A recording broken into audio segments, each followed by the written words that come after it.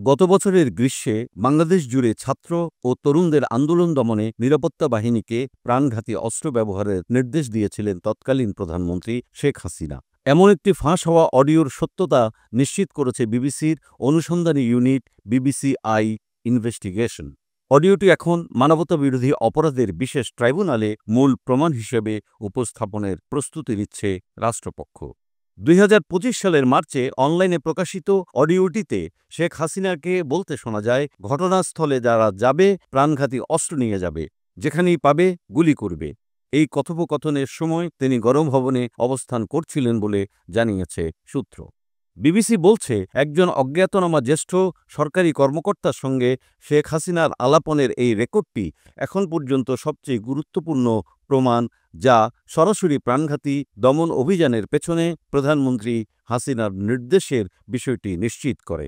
জাতিসংঘের তথ্যমতে এই আন্দোলন দমনে অন্তত ১,৪০০ জন মানুষ নিহত হয়, যা ১৯৭১ সালের পর দেশের সবচেয়ে রক্তক্ষয়ী রাজনৈতিক সহিংসতায় পরিণত হয়। ওই আন্দোলনের সূচনা হয় মুক্তিযোদ্ধা পরিবারের জন্য সংরক্ষিত কোটার সংস্কারের দাবিতে, যা পরে সরকারের বিরুদ্ধে একটি জাতীয় গণ আন্দোলনে রূপ নেয়।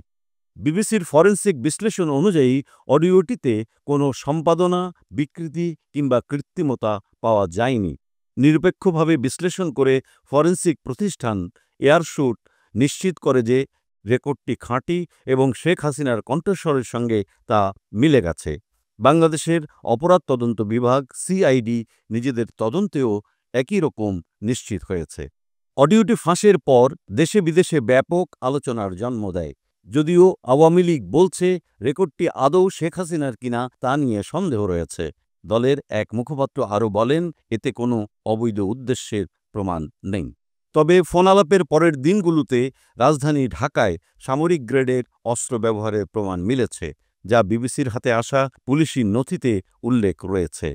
সামাজিক মাধ্যমে ছড়িয়ে পড়া ভিডিওতে দেখা গেছে বিক্ষোভকারীদের উপর গুলিবর্ষণ করছে আইনশৃঙ্খলা রক্ষাকারী বাহিনী। ট্রাইব্যুনালে শেখ হাসিনার অনুপস্থিতিতেই বিচার চলছে, কারণ তিনি বর্তমানে ভারতে অবস্থান করছেন। তার পাশাপাশি সাবেক সরকারের উচ্চপদস্থ কর্মকর্তা এবং পুলিশের ঊর্ধ্বতন কর্মকর্তাদের বিরুদ্ধেও একই মামলায় অভিযোগ গঠন করা হয়েছে। এখন পর্যন্ত ২০৩ জনের বিরুদ্ধে মামলা হয়েছে, যাদের মধ্যে ৭৩ জন আটক রয়েছেন। বিবিসি আই শত শত ছবি, ভিডিও এবং নথিপত্র বিশ্লেষণ করে এই ঘটনার ব্যাপকতা ও রাষ্ট্রীয় সহিংসতার নথিভুক্ত প্রমাণ সংগ্রহ করেছে। তারা বলছে, এই অডিও ক্লিপটি বর্তমান তদন্তের মোড় ঘুরিয়ে দেওয়ার মতো একটি গুরুত্বপূর্ণ উপাদান হিসেবে কাজ করবে।